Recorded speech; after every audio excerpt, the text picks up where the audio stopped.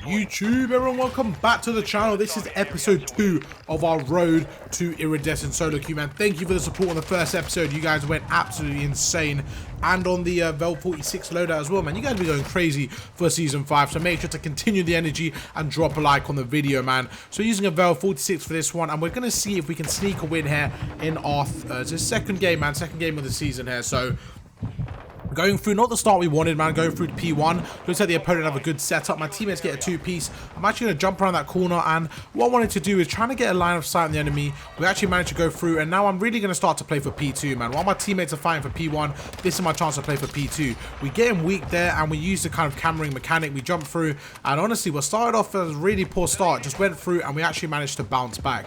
Now we're in a position where, to be honest, I wish I'd attacked 56 here, because I'll be able to honestly just sit on top of there and just be able to watch through, like, you know, through the windows, man. So really wish I had an assault rifle there, but because I don't, I'm going to use the gun in my hand, push through and try to reposition.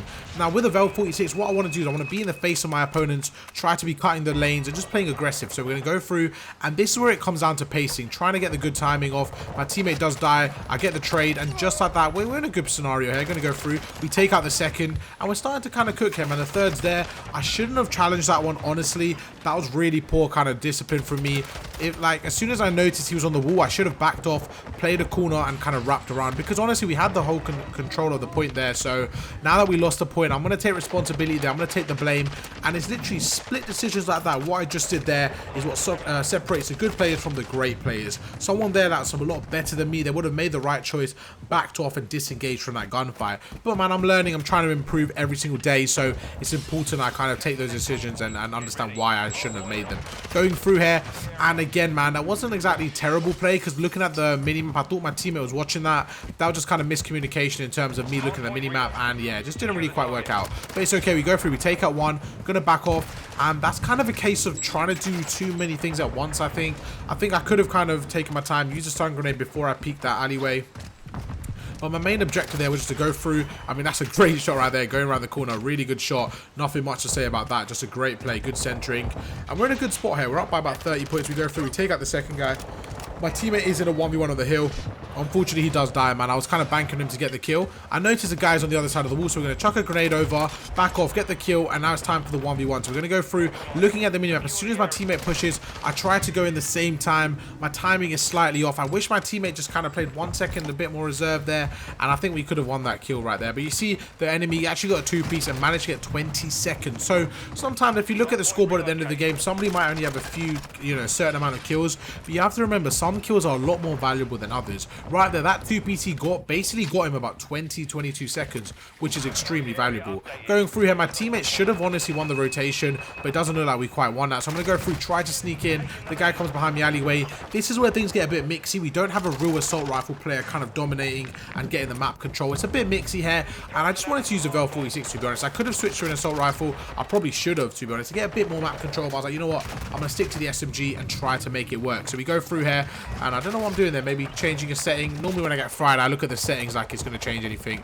Doesn't quite work out like that. So we go through, 2 go down. We are spawning quite close, so the main thing I want to do here is chuck my stuns, chuck my grenades. Even if there's a trophy system, I always speak about this. Make sure to spam your equipment, because think about it. If there's 4 of you on the minimap, right, and you all use your equipment, that's 8 pieces of equipment there. The trophy system will be destroyed eventually, and you'll be able to break the hill. We go through, we got all the way around. The patience works to our favor. We managed to take them out, and just like that, we get the scrap time.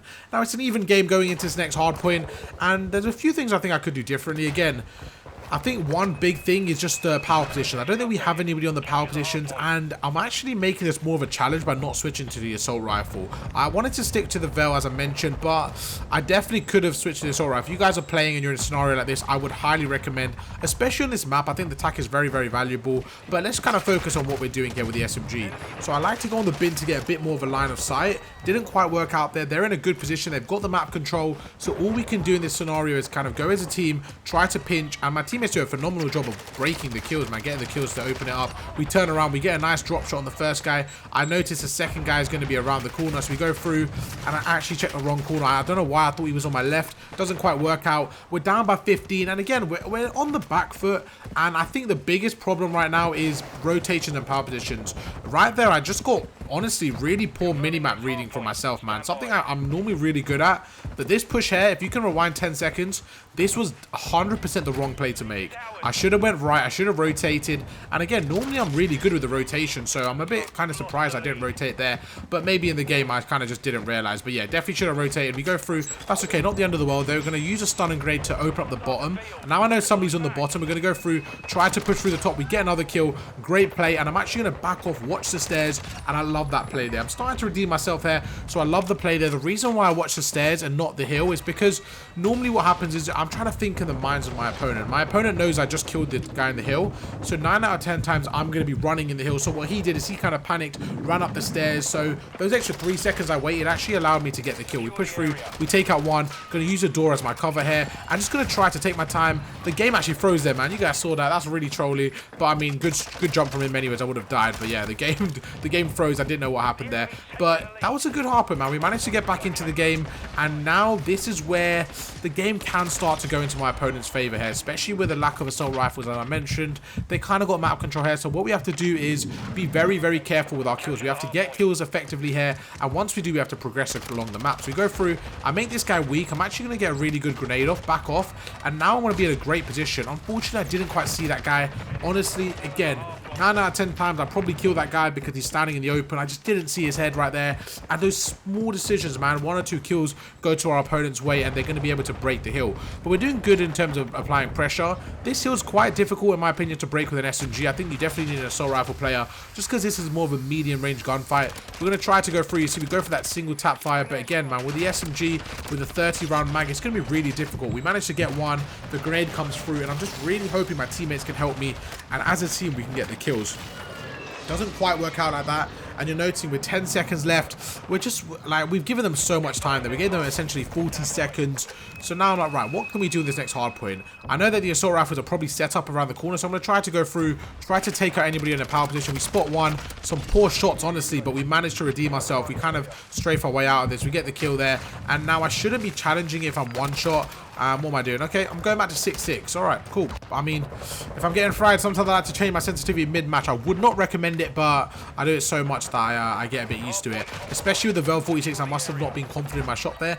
And to be honest, I know most people kind of don't change their sensitivity, but me personally, I don't mind changing my sensitivity in the middle of the game because I feel like if I need to change it, then something must be up, and I'd rather kind of change it and not have to worry about it. But you see, we go through, we take him out, some good single tap fires, and in this scenario, I'm just trying to soak up as much time as possible. My teammates are going towards P2, which is a really big positive here. I'm going to go through the left here, try to watch over. I know somebody's going to push this right here, and let's just see what can happen here. Can we take him out? I'm not noticing that somebody could come behind me, and at this point, it's a bit of a bargain, you know, just watch the left side, hope for the best. And yeah, they managed to go through, but that's fine. I don't mind dying there because my team actually rotated and we've got P2 spawns. But just as I said, the worst thing happens. I spawn on the other side of the map here. So now in this scenario, when you spawn all the way out, the first thing you want to do is get to your teammates as quick as possible. Try to make it a 4 versus 4. You don't want to leave them there. I want to play in a credit corner. The guy comes out. Great centering for me to kind of win that gunfight. Probably not a gunfight I should have won. Try to go for the second guy, but I am weak. Now in this game, when you are weak, you want to try to get into cover as quick as possible because honestly, it's just so easy for the teammates to get the trades on you with the time to kill. Now, I know I mentioned it a lot, but this game could have been a lot smoother if I just switched to an assault rifle. But I'm kind of glad we stuck it out, man. And I want to show you guys the difference between an AR and an SMG. Me personally, I like to be a flex player, so I like to be comfortable with both roles. But I just don't think the assault rifle players on my team were quite doing what I would have wanted them to do. And I think there's certain scenarios where we would have had a lot more success if I was on the AR role. But with an SMG here, I'm going to go through. I know that the right-hand side is where the new hill is. So we're like, right, how do I break this hill? We're going to go through here. I like to kind of go through shoulder to the right-hand side. There's a guy right there in the hill. I'm going to take my time. My teammate goes through by himself. We're going to try and get the trade. That's exactly what... No, it doesn't happen. Right there, just... poor shooting for myself. There's been about 4 gunfights this game where honestly I should have won, and normally I would have won if I maybe warmed up, but no excuses. We're trying to get to Iridescent. We don't have time for excuses. We have to get better.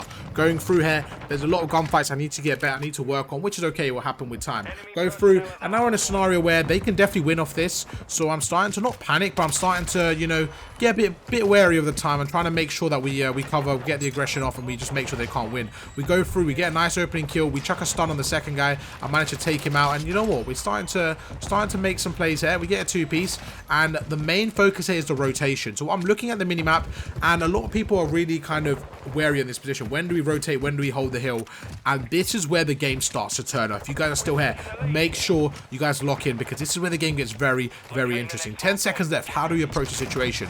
We're going to go through. Right, I'm one shot. I don't want to get grenaded, so I'm going to back off just slightly. I'm going to try to play my corner. The stun goes through. I'm going to hold the aim in. Now, how can I get out of this? I'm going to get a nice little angle. Right. The fact that we made him one shot is going to scare him off there. So we're in a great position. Going to go through. We're going to pre-aim this guy. He's probably going to challenge me. Let's go for the pre-aim. We get a fantastic jump shot. We take him off. Now, I could dive across, but I'm just going to wait, take my time, and there you go. We get a two-piece. I don't have the ammo, so we have to push him.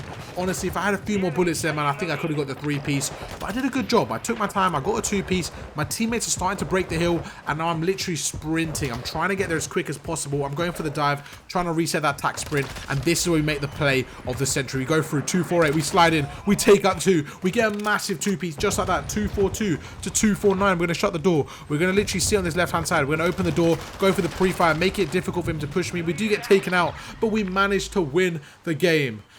Ooh, now we can breathe. We win the game. We got over a minute in the hill. We got decent amount of kills. Wasn't my best performance by far, 100%. But honestly, I think a big factor to that was the gun, man. I don't think the Vel 46 was the gun for me right there. Especially with the way my team was playing. We needed a bit more of a kind of just someone to sit on the power positions, which I wasn't doing. But it is what it is. We won the game, 250 to 249. That's episode 2 done. Hope you guys enjoyed the video. Drop a like, and I'll catch you in tomorrow's episode.